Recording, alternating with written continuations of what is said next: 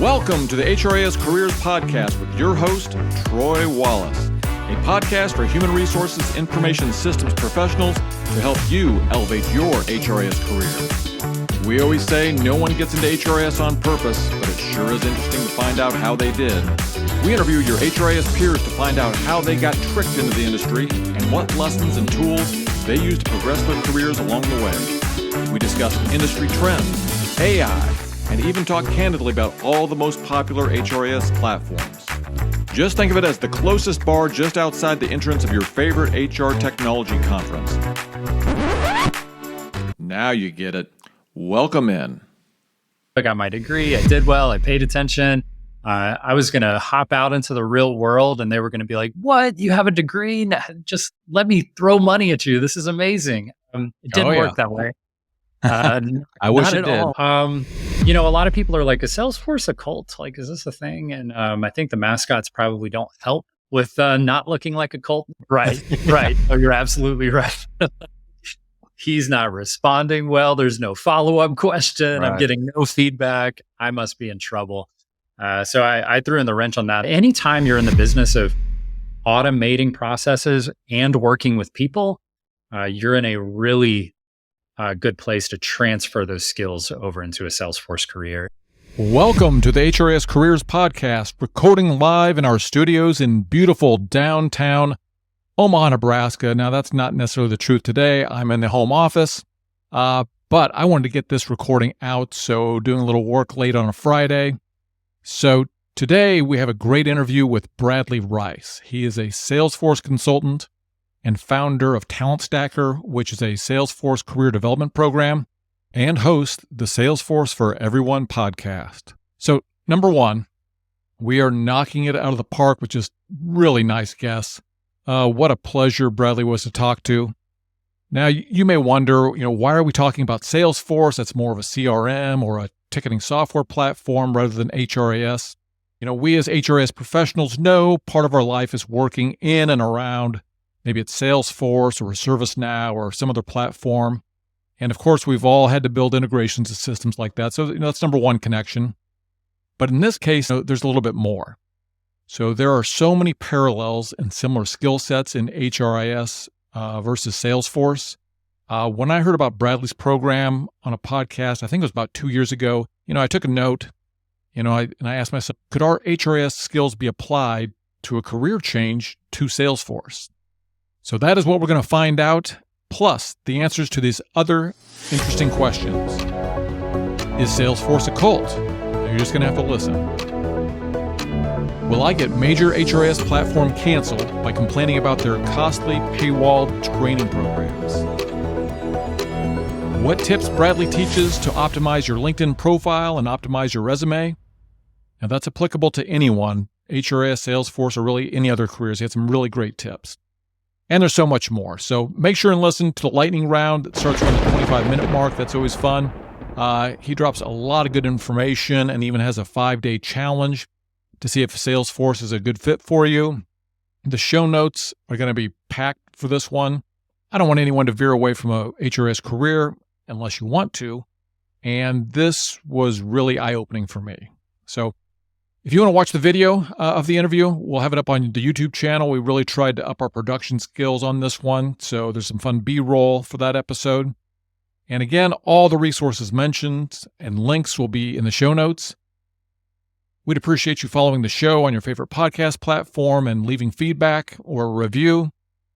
Now, if you are interested in sharing your story on the HRIS Careers Podcast, please go to HRISCareers.com/podcast. There's a form you can fill out, or there's a little button there to record your voice memo. And of course, if you are an employer looking for HRIS talent, you can list your opportunities on HRISCareers.com.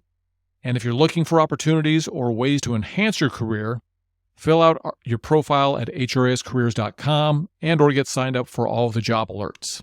We've got the best opportunities delivered straight to your email inbox. Please enjoy this inspirational, educational, and wide-ranging interview with Bradley Rice.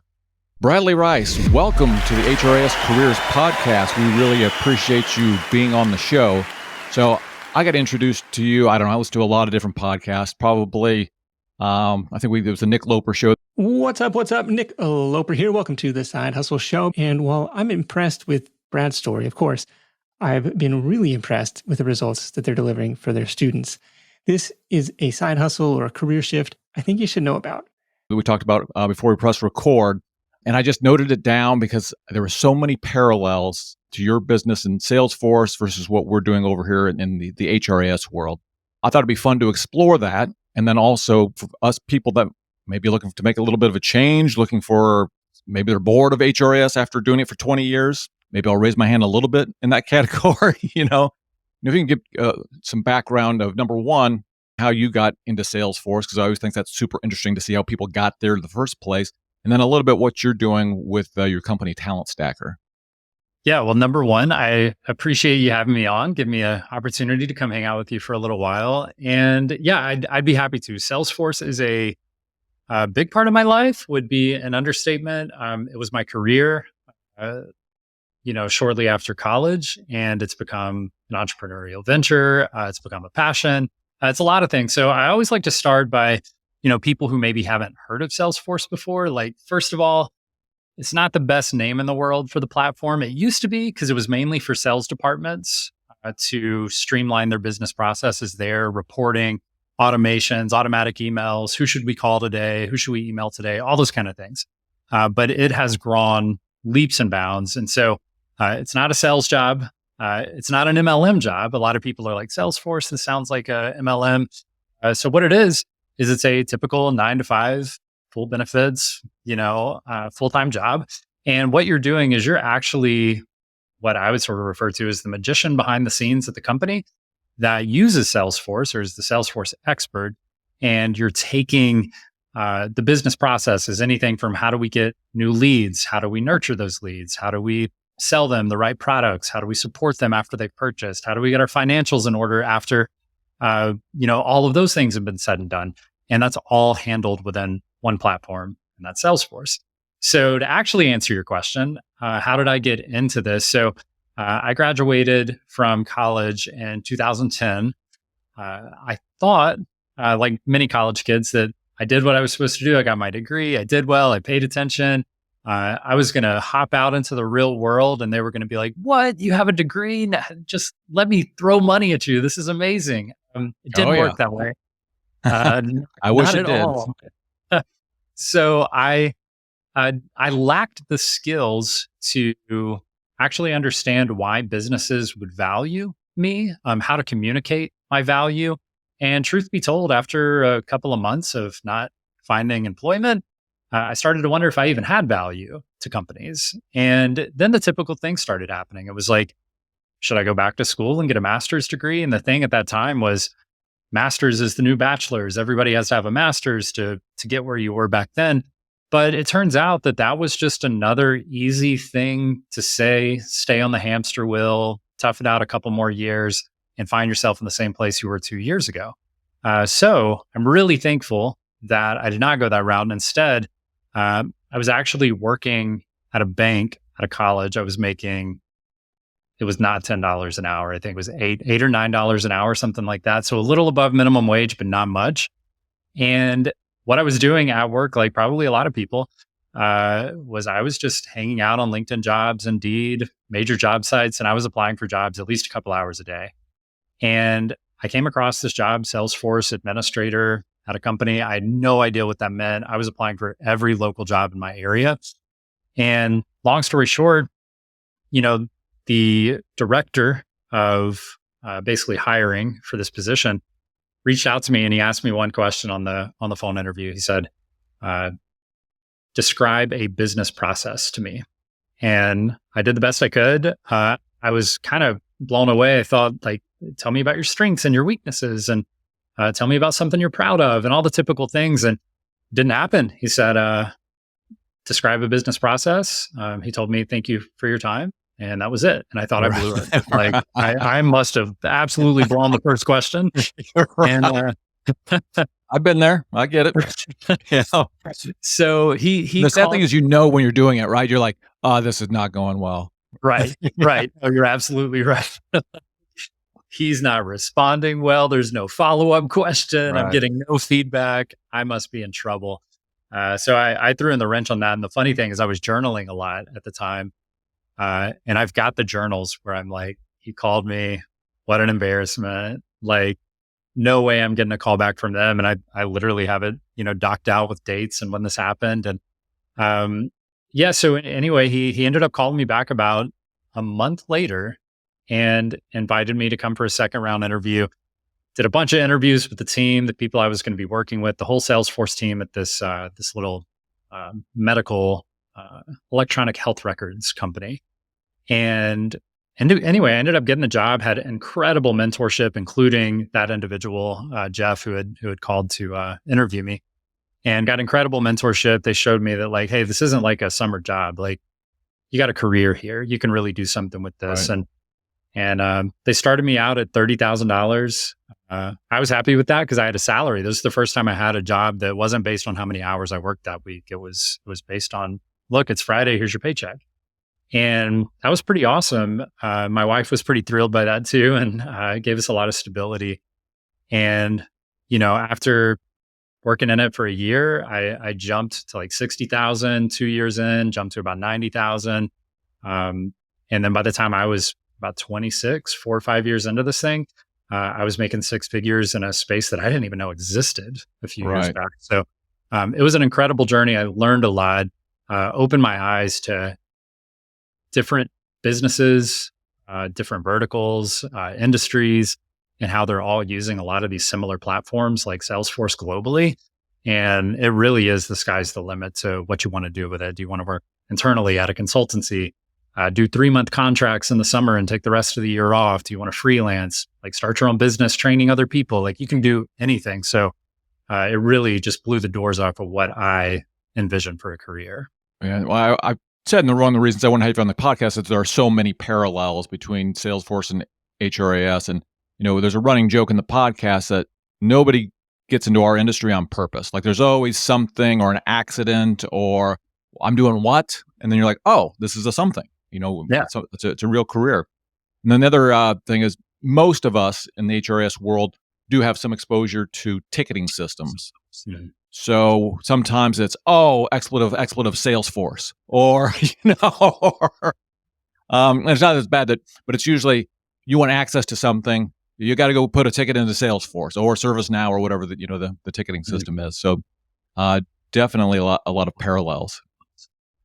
Yeah. No, it's process management, right? So it's whether it's HR tickets or it's support tickets for the product or it's internal support tickets for accessing any part of the platform, or, I can't get past this roadblock to close a deal for a client, whatever it is, there's ticketing for all those things. And, Salesforce is supposed to streamline all that, but a lot of times it depends on the talent you have in place, right? If it wasn't designed correctly, if they didn't spend the time on it, if they didn't have the right experts in place, you can end up with, a really great platform that just wasn't constructed correctly. I mean, just like you can have a really great car that still has 4 wheels and 4 doors and an engine and all the same parts, but if it's not designed correctly, if it's not constructed correctly, if it's not, thoughtfully put into place, then you can have 2 very different outcomes for a very similar product that's supposed to do most of the same things.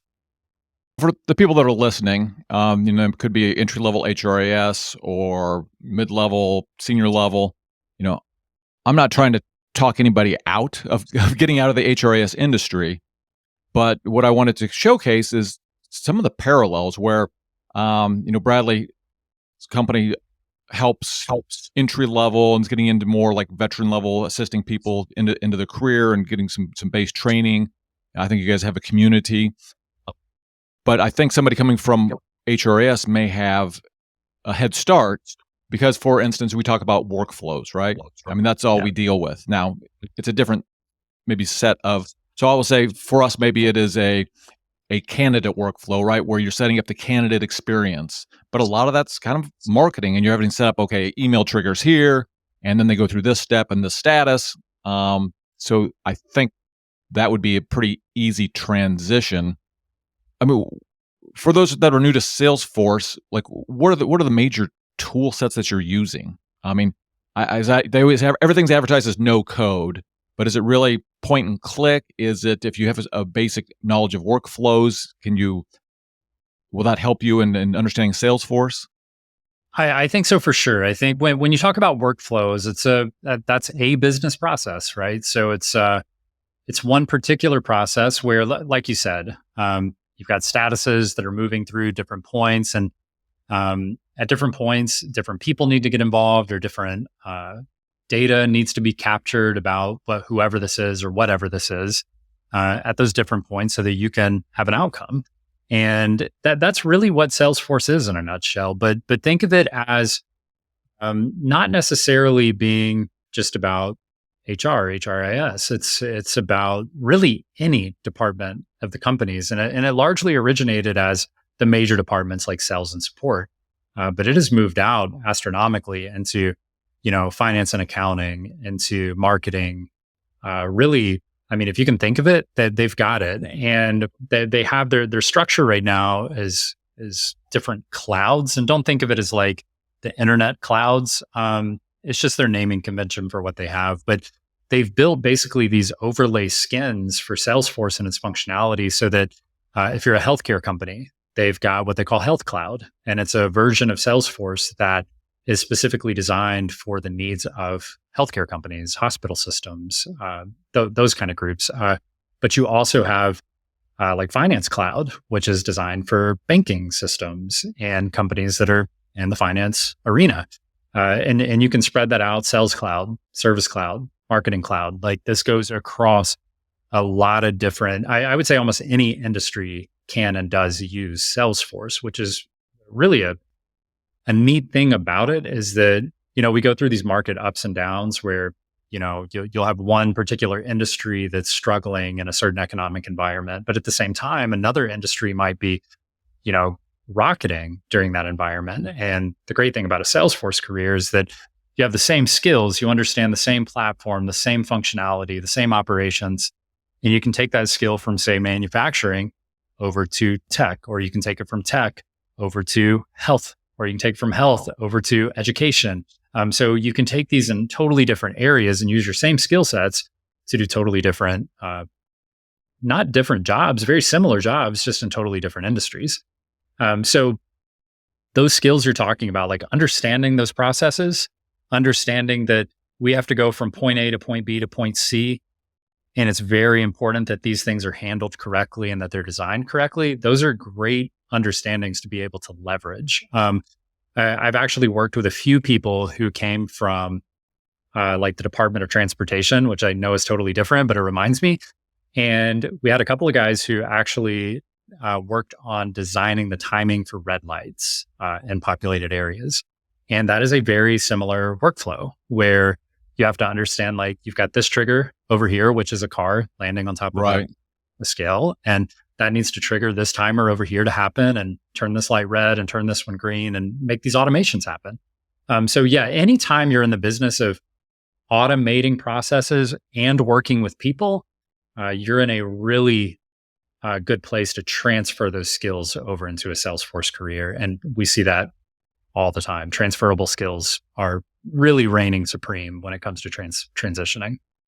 I will find that we have on HRISCareers.com, we have a job posting board. So I'm always seeing jobs come through and what they're looking for. And I would say 10% of the time, they actually do include, they'll say, okay, we want you to know the Workday system, but also if you have some familiarity with ServiceNow or Salesforce, because especially people who are, I'll call them HRIS generalists, typically they have to interact a little bit with those systems on a day-to-day basis.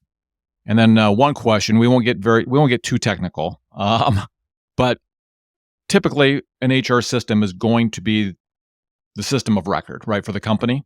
Sure. And then it feeds out data to other systems, of which one of those is typically Salesforce or a similar CRM. When that data gets exchanged to go into Salesforce, what do you guys use? Like, is there like a tool, a data loader, or something that Salesforce uses to broker data from other systems? 100%. So there's big enterprise tools that Salesforce owns, like MuleSoft is a major integration tool that Salesforce owns.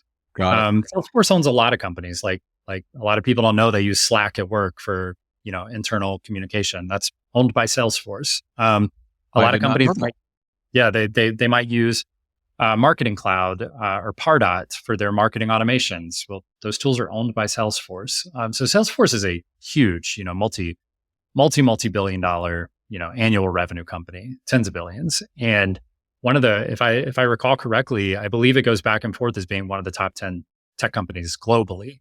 So it's a huge infrastructure when you get into it.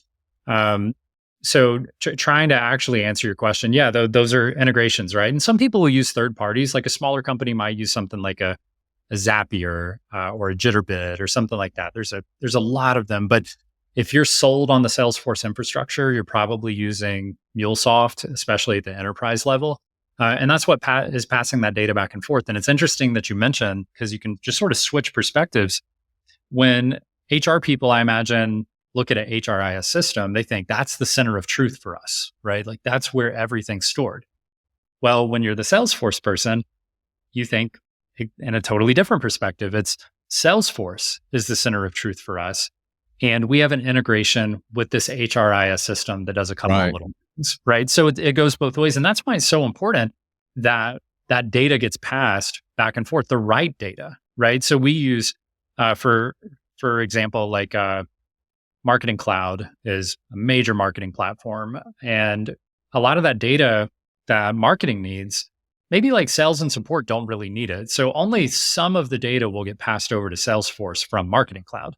And I'm sure it's very similar with the HRIS system where only certain data really needs to be passed from that system into Salesforce for the needs of whoever is using Salesforce or what type of reporting is coming out of Salesforce. And that brings up another example. Like a lot of people have heard of BI tools like Tableau for like major reporting needs. It's another that's also owned by Salesforce. So a lot of these big tools that people use on a day-to-day basis, they don't realize they're already using part of Salesforce, maybe just not the core platform. So it's a huge, it's just a huge system. It's a huge industry to be part of, and that's why there's so much opportunity. And the truth is, we on the show we're trying to talk a lot about those transferable skills, what it can look like, what you might have that might interest you here. And the cool thing is, a lot of people think of tech jobs as programmers, developers, writing code, right? And we talked about that earlier, that I wouldn't call it a no-code platform, but it's a low-code platform. And you can pretty well build out, I would say that the majority, especially of mid and small size businesses that use Salesforce, likely have little to no code in their orgs. And that's what makes it so amazing that you can be a Salesforce project manager and do absolutely nothing, not even point and click for the most part. You can be a business analyst where you're mainly living inside of documentation, like requirement gathering, maybe helping your administrators or developers work on design and just thinking through requirements and how we're going to solution for those.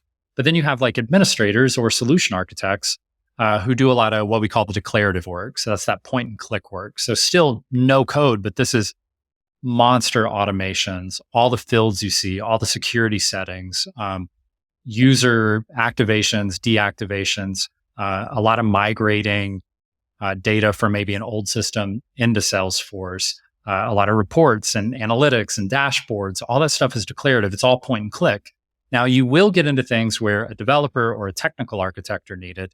But that's really when those are the fringe, really custom, really details of that exact company and what they need. And for whatever reason, it can't be built with Salesforce. Like I've worked with, or on the platform out of the box, I should say. Like I worked for a company that it was a healthcare company. They had knee implants for their patients. And these knee implants were actually communicating with Wi-Fi. So they were able to connect to the internet, and it would tell you how much weight they're putting on it, how much they're shielding weight to the other leg instead of letting it apply pressure to this leg. Are they walking normally? Are they bending it and flexing it the way it should be flexed? All these things, right, as they're recovering. Well, Salesforce out of the box isn't going to handle that, but it's called APIs, where basically Salesforce can integrate over to that device and pull all that data back into the Salesforce platform. But you're going to need custom code for that. And that's where, that's an extreme example, but where developers are needed. And 90% of Salesforce professionals don't write code. The other 10% are the people who, if you're one of those people where you're like, I want to get into the weeds, I don't want to, I want to be like heads down on the project, working through the code, like by myself in my silo kind of situation, then that's probably for you.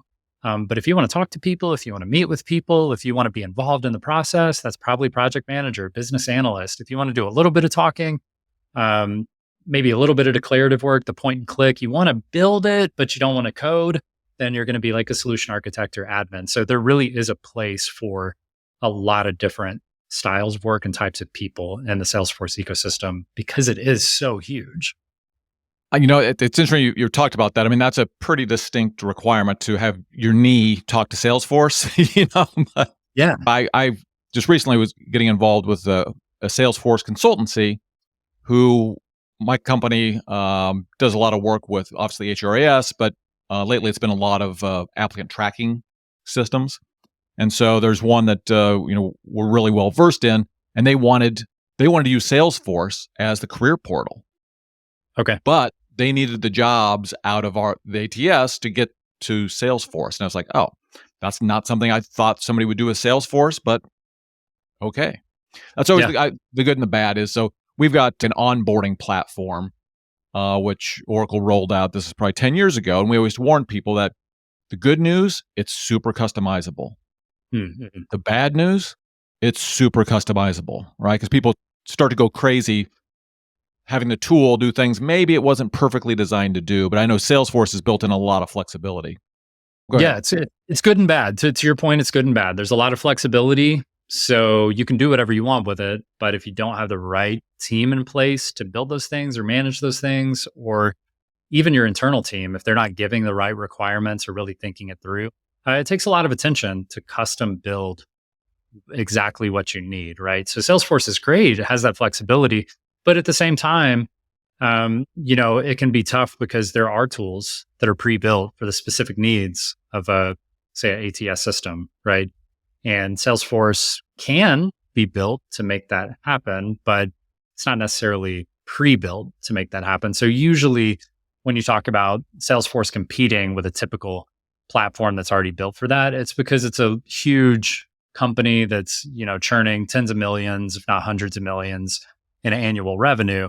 And they're willing to dish out for that customizability, and they can afford to hire talent to make it that custom. Yeah. Yes. Well, we'll probably get into this later, but that's one of those lick your chops opportunities for freelancers, right? Is they've built this monster and then their developer leaves. Hey, Bradley, I know we've got to get you out of here on time, and I do not want to miss out on what we call the lightning round. Amazing. So the lightning round, I will ask questions rapidly, but you do not have to answer them rapidly. So we're going to put some fake time on the clock like we do in every episode, and then we're going to get going. If you're uncomfortable with any questions, just say pass. And All right. go with the next one. And this one could be dead on arrival, because I understand you're from around the Dallas area. Is that correct? I am just north of Houston, sort of between Houston and Dallas. Ooh, just between. All right. Well, this could be dead on arrival, because I was going to ask you, 1. best seat in the house, Rangers, Stars, Mavericks, or Cowboys, or I guess I could throw in the Rockets and Texans if your allegiances in sports are other places. Yeah, that's funny. So I'll say the Astros, who I'm not sure you mentioned there. I know Astros, that's right. Yeah, on the MLB side, it's Astros all the way. You cannot escape the Astros in our area. So not to mention, they've been on a bit of a tear the last, maybe not this year so much based on how they're doing, but last couple of years, got a World Series, I think went to another one.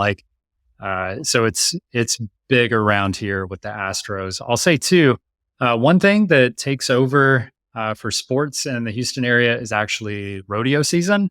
So it is a little known fact that rodeos go hard in the Houston area. And actually, the Texans stadium, NRG, is half owned by the rodeo and half owned by the Texans.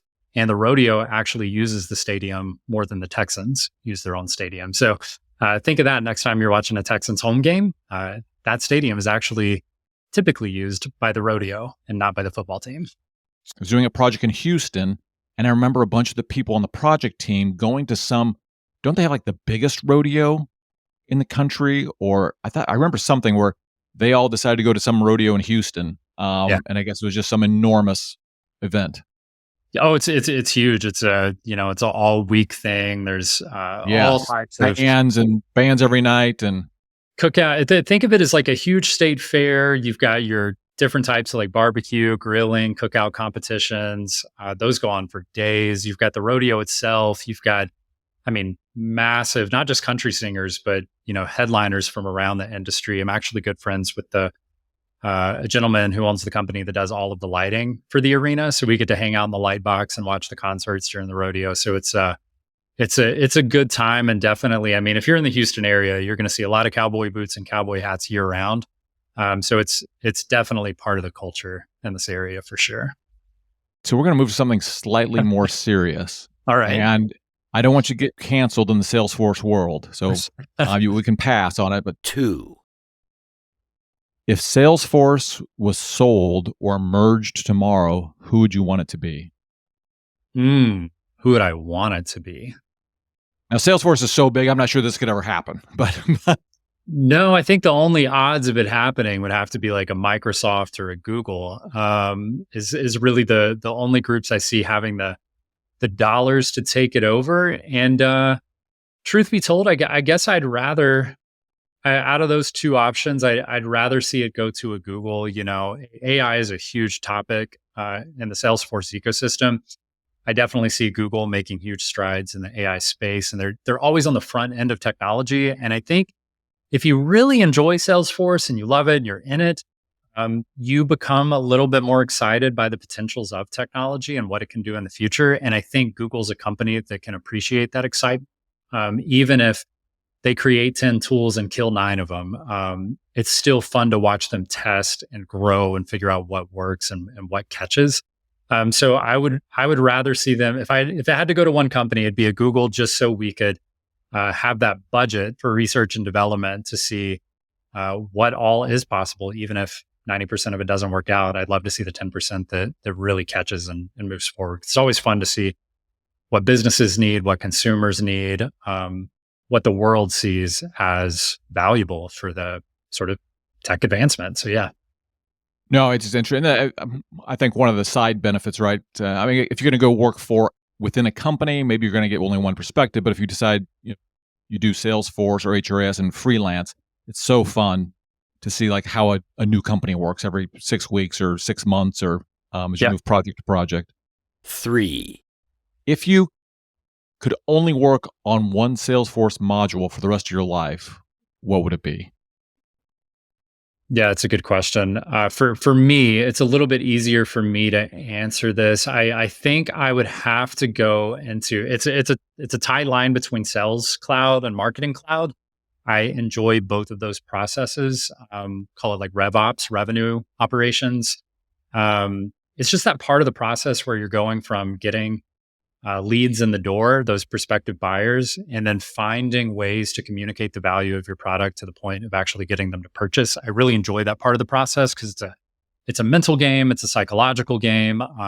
It's how you communicate what you have. You could have one bottle of water that nobody buys, and you could have a different bottle of water that everybody screams from the rooftops and says it's the best water, but at the end of the day, it's water. So I love thinking about how to get through that process, streamline it, scale it, and create a product that people really love. So if I had to pick one, it would likely be Marketing Cloud. I think I'd find myself working in marketing because I enjoy that front end side of how to take someone who's never heard of your product ever and get them to a point where they trust, they feel that you're credible, and they understand the value. And then you can pass them over to sales and let them do the easy work because you did the hard part. Yeah, no, I think that's I found just in my kind of entrepreneurial journeys and starting HRIS careers and other communities, it's addictive, right? It's fun Yeah. to see what Oh, people it's so fun. react to. Oh, it's socials. Is it YouTube? Is it a podcast? Is it a billboard? Is it what is it? How do you get in touch with these people and meet them in a place where they're open to hearing about you? It's really fun to sort of spin your wheels on how to do that better. Yeah. Absolutely. All right, we're going to go non-technology on this one. All right. 4, What is your favorite bird and why? That's a great question, man. I could go easy with something like an eagle and spit out all the why they're just dominant, or maybe they're not dominant, but they seem like they should be. I'll go local. The state bird in Texas actually has my attention. The mockingbird here, thrilling because I'd never seen them before. I grew up in Georgia, West Georgia. And we did not have at least these types of mockingbirds. And I always pictured this bird that maybe looked more like I was thinking, what's the bird? Like this Australian kookaburra. That's what I always pictured of a mockingbird. Like this very thoughtful, prestigious bird that would hear the sounds that other birds were making or things were making, and then it would make those and it'd be so obvious. But no, it looks like a thrasher. It's a very simple sort of looking bird, not very colorful.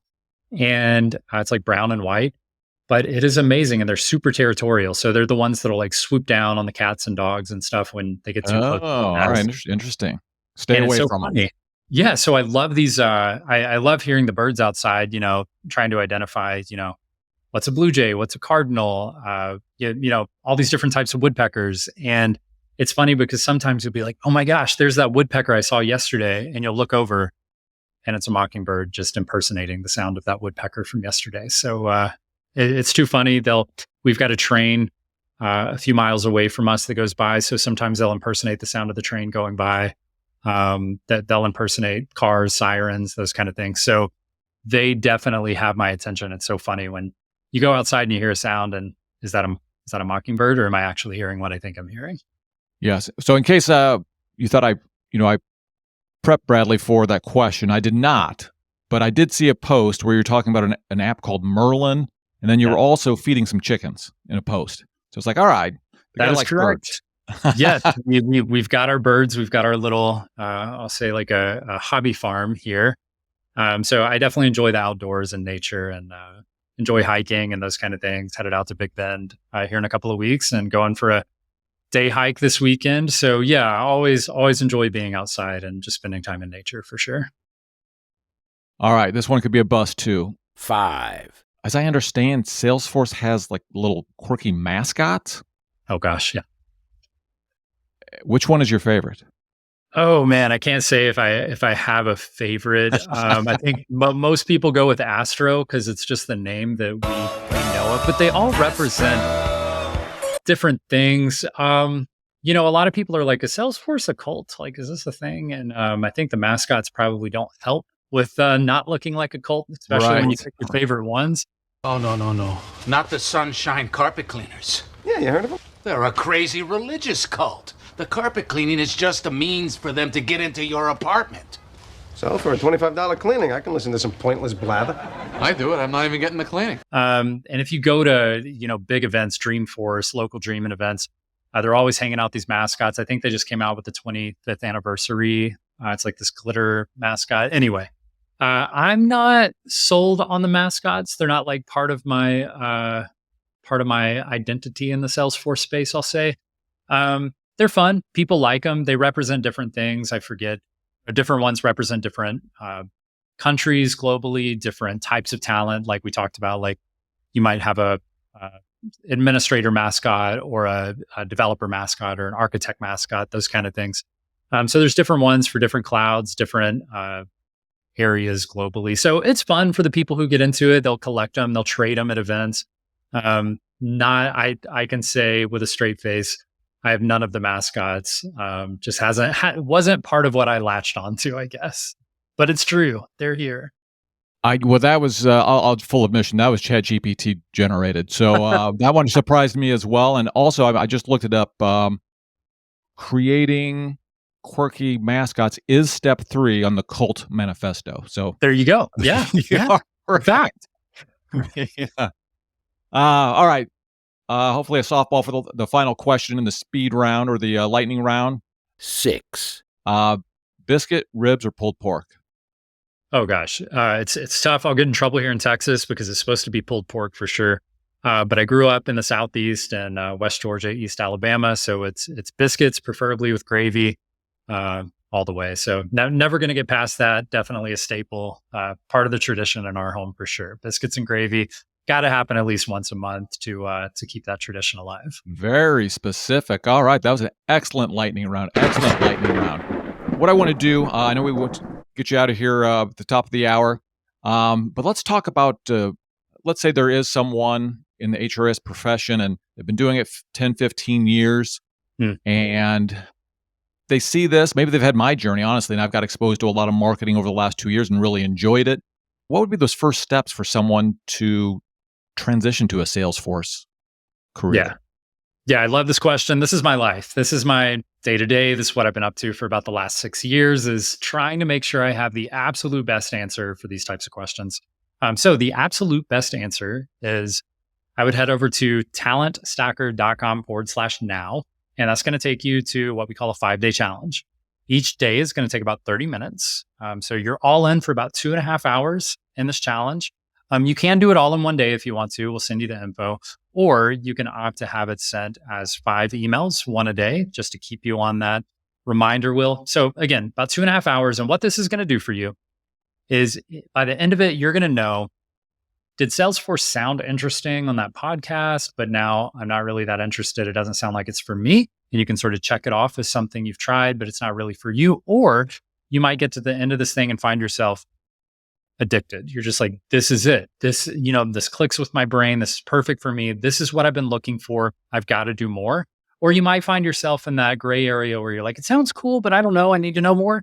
Either way, if you hate it, 2.5 hours in, you're done. You don't want to do that anymore. Or 2.5 hours in, you might have the next massive part of your career mapped out and ready to go into it. So created that again, talentstacker.com/now. It's a free 5-day challenge. If you're listening to this, odds are you like podcasts and you like listening on the go. So we also have a podcast called the SalesforceForEveryone podcast. And I would say listen to episodes 1 through 8.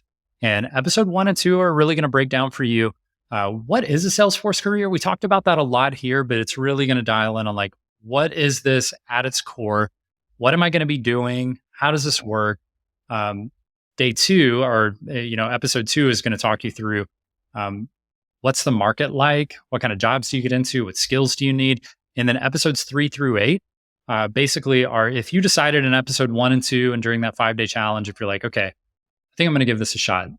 Days 3 through 8, podcast episodes 3 through 8, I should say, on the Salesforce for Everyone podcast are going to walk you through how to get your LinkedIn profile set up, how to get your resume set up, how to start networking, where to train totally free to get the skills that you need to actually let employers look at you and go, hey, this is the type of talent that we need, as well as how to apply for jobs, how to get around things like ATS systems if they're not serving you, right? Like if you don't have the exact qualifications that they're checking for, how can you go around those ATS systems, make meaningful connections with people at the companies?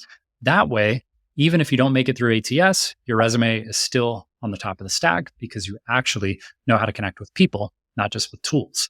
So that would be my advice. 5-day challenge, talentstacker.com/now, and the Salesforce for Everyone podcast, episodes 1 through 8. That should be everything you need for the DIY approach to breaking into this career path. And I've done some of those things because like I said, I've absorbed, I think I probably got familiar with Talent Stacker and you maybe 2 years ago. So I've gone through some of these and some of the things that honestly, if somebody wasn't even looking to switch careers, but wanted to improve their career profile, that piece on your LinkedIn profile would still be valuable. I know that you do some advising about even things like, well, how do you structure your resume or your CV to make sure that it's a little more findable? Yeah. And to, again, like you said, how practically do you circumvent? And those things, those are lessons that are probably very relevant to everyone, regardless of what industry you're in.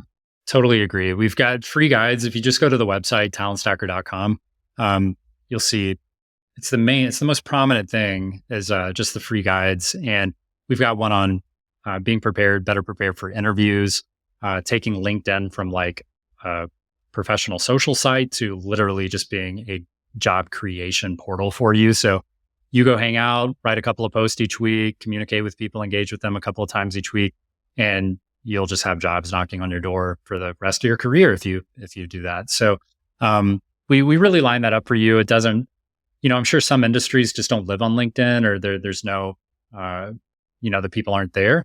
But in the tech space, that's where everyone is, from the entry level talent to the C-level executives, hiring managers, people doing the recruiting. So if you're interested in jobs, career, aspects in the Salesforce space, LinkedIn is definitely the number one place to be.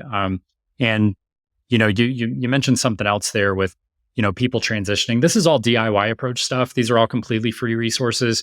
We do have a paid program, but I fully advise to people, that program runs about $2,000, and that's really everything you need to go from your certifications to your hands-on experience, to your interview preps, one-on-one mock interviews, those kind of things. So if you want somebody to kind of hold your hand and put you through this thing and help you get into that job, that's really what that's all about.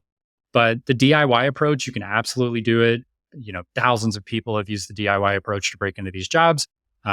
If you feel like a more structured approach might be right for you, first, make sure this is really something you want to do, right? Like, don't buy the program before you figure out if this is for you. Do the things we mentioned that are totally free, lean in a little bit, make sure you've got that staying power where whatever it is about this career that interests you is going to keep your attention for a few months while you get through this process of landing a job.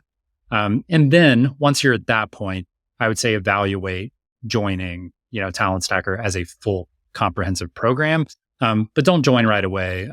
Do your homework, make sure this is really for you, and then decide if DIY or a more structured approach is right for you.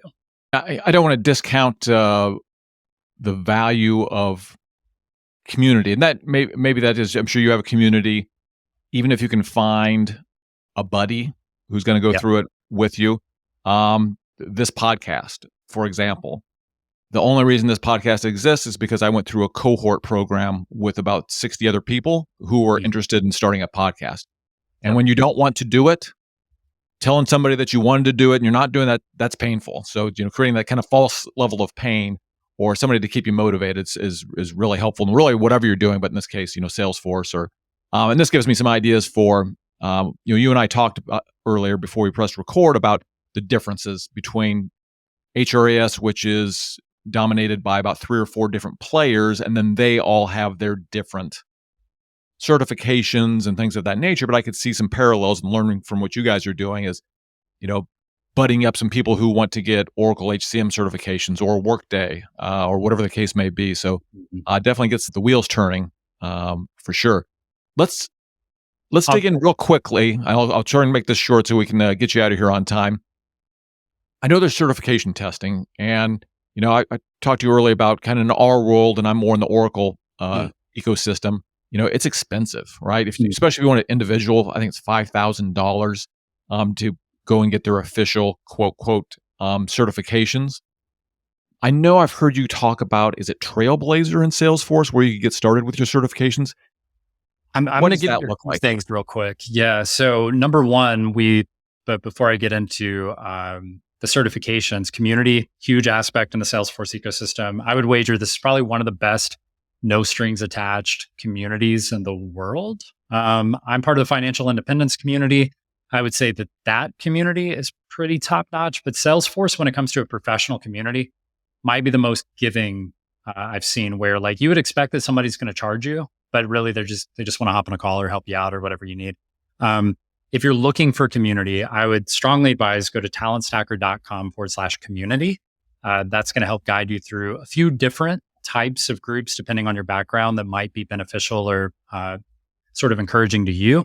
But I would say start with the platform you're already on. Socials are a big deal. So if you're already on Facebook, then join the Salesforce for Everyone Facebook group. If you're already on Slack, join the Salesforce Ohana Slack. If you're already on Discord, join the Ohana Discord. And that's OHANA. is what Salesforce kind of refers to as its community, the Ohana. So just look at the platforms you're already using, whether it's Facebook, Discord, Slack, whatever. There are Trailblazer community groups. Now that is through Salesforce, and those are awesome too. But odds are you might not already be on, a Salesforce community, platform. So it may not make sense for that to be your first point of entry into a community. There are great ones on every single platform, Twitter, anywhere, everywhere. What I'll say about certifications is that the training is completely free. Salesforce has free training at trailhead.com is where you can go. And also, all right. Day 1 and 2 of that free 5-day challenge show you exactly where to go to get set up on Trailhead, which lessons to take first, those kind of things. The entry-level certifications range anywhere from about $100 to $200, and then retakes are half price. If you take a $200 certification, a retake would be $100. It's not uncommon to need to retake. So I would just say budget $300 for a certification, especially your first one. And that's what you can expect to spend. Now, there's always courses. There are Udemy courses. There are third-party groups like Focus on Force, Get Force Certified, all these kind of groups. They have great training, practice exams, all that kind of stuff. All of that training is typically less than, say, $25 to $50 is about as much as you should expect to spend on any training for a certification. So even if you said, Trailhead's not enough for me, I want some guided training from a coach, $25 to $50, then pay $200 to $300 for a certification with a retake if you need to take 2 goes at it. So you might be $250 to $350 all in, and you just need 1 certification for that first job. But even if you said, hey, I need 2, then you might be $500 to $700 all in for your first 2 certifications. So don't worry too much about that right now, but it is not going to be thousands of dollars to get certifications. Just know that. Okay, now I'm going to get myself canceled by the HRIS community, so I'm going to have to come over to Salesforce. Oracle, SAP, Workday, UKG, please listen to this and change your programs to something that's more open. Yeah. Right? I think it enhances it. Obviously, there is no shortage of jobs in probably Salesforce and our industries. Yeah. They need more trained people. And it just seems so idiotic to me that they would not. It helps the customers get access to better qualified talent. It helps your consulting partners get access to better qualified talent, all for free, all with standardized training globally. It helps the consumers who want to become, talent in those spaces. It just lowers the barriers. And if you want to talk about allowing something to be accessible to everyone, then that's really beneficial. And of course, Salesforce spends a lot of money to make these programs and these trainings possible. But at the same time, I think that if you went internally, that they're seeing the ROI on those investments. The one other thing I'll say, there's so many free things, and you'll find this all at talentstacker.com, but trailblazermentorship.com. If you get your feet wet and you're like, okay, this is for me, I've gotten started, I've put in the grunt work, I know I want to do this, you can actually get free mentorship, one-on-one coaching from mentors in the Salesforce ecosystem at trailblazermentorship.com. Obviously, not everyone gets accepted, but we are able to onboard about 600 to 800 people a year. So a lot of people do get accepted. That's great. I'm just jealous is what is happening. Right. There's just so much availability. And obviously it takes the time to go through that training. And are these tests proctored in some way, either virtually or in person? Whichever you prefer. Yep. They have testing sites across the, globally, usually within an hour of where you are. So if you're one of those people that want to go in, you can. So you can take those, schedule them, get them in. They have scheduling every single day, if I'm not mistaken. It's very wide open, but then online proctored is what most people do. Just your built-in webcam on your computer, and they'll verify your identity, make sure you are the person who is taking the test. They'll want to see your license and all those kind of things. And then they'll go away and just kind of manage you taking the exam. You take your test, submit it. It'll tell you if you passed or failed. It'll give you feedback on how you did in different areas on that exam. So you can study. If you do fail, you'll know exactly where you struggled and where you need to study. So it's very helpful to, just go through that process. I tell people, just go take the test. If you think you're close, go. If you got an extra $100, which not everyone does, but if you do, Just go take the test, knock it out. It'll tell you exactly where you need to study if you fail. And then you can come back and just nail it on that second try and you'll be good to go. Yeah, I'm not used to the software vendors being helpful in that regard. Yeah. So it's like, anyways, the questions, I just went through some certifications and I was like, that question has no relevance to somebody actually knowing the system. No, I can't remember what color the button is on, right. on the interface. I'm sorry, I don't know. Right. I know it's square. I know it's this part of the screen, but I don't remember the color. Yep, that's exactly very right. interesting. This is fantastic. One more thing, and I know we got to get you out of here. Future of Salesforce, and let's talk. I know it's the topic of the year, but AI. I mean, I've heard one of your podcasts talking about it a little bit. I think it is the third wave, which is a positive for the whole world, especially consultants, because we had client server. I'm old enough to be in that wave. We had moving to the cloud, and now we have AI, which to me is going to be a whole nother wave of implementations, changes, things that every organization in the world is going to have to do. Yeah. No, AI is massive. I agree with you. I think it is the third wave. It's taken a little longer than I expected it to, but I think that was just because of the hype. Salesforce really hyped the AI stuff right out of the gates, and I think they needed to stay in front of any kind of perceived competition in the AI space. So they needed to make sure that they planted themselves as the CRM, the platform for AI, where the future would be. So they've been talking about it. There's a lot of events in the Salesforce space. I believe Trailblazer DX just wrapped up, which is a big event in New York this last week. And we were expecting a big announcement around AI, and it just didn't come. And we were really hopeful. But they've been slowly releasing versions of AI functionality into the ecosystem. But right now, it's like enterprise level or really sort of specific companies that can really benefit from that technology. But we do expect over the next 12 to 24 months, 1 to 2 years, to see that really leak out into the ecosystem. There's a big player right now in the training space for AI, AIForceTraining.com. And that is Mark Good. And when it comes, he's like the AI guy in the Salesforce space. So that's who I listen to when I'm thinking like, where's this headed? What do I need to know? What's coming next? But I absolutely agree. I don't think it's going to take any jobs from anyone. If you're in the tech space, you know that you're always progressing, you're always learning. So it's not new to us in the tech space that if we don't continue to learn and progress, our job will absolutely go away. You can never expect to go 5 years without learning something new. That would be absurd. You'd be so behind the times. So same thing with AI. We'll have to learn it as it comes. If you don't learn it, you will likely get overran by someone who does. But there's always skills involved. I think anytime we see a wave of AI technology, like a revolution or an evolution of technology, it does disrupt certain jobs, but it also creates a massive multiplier effect of even more skilled, more high paying, more in demand jobs to replace those. So I see it as a net win overall, as long as you're in that growth mindset and ready to adapt as it comes. I would agree. In my industry, everybody, like Oracle, is trying to snuff out my particular ATS platform, but there's still hundreds of very large organizations on it. Yeah. I can look at it as, oh, geez, they're moving my cheese or they're killing. But guess what? Every one of these companies now has to move to a new platform. And there is some opportunity there. Yes, you have to go learn something new, but in every wave there are winners and losers. If you're willing to do a little bit of the work and reskill yourself, usually you can come out on the right side of that.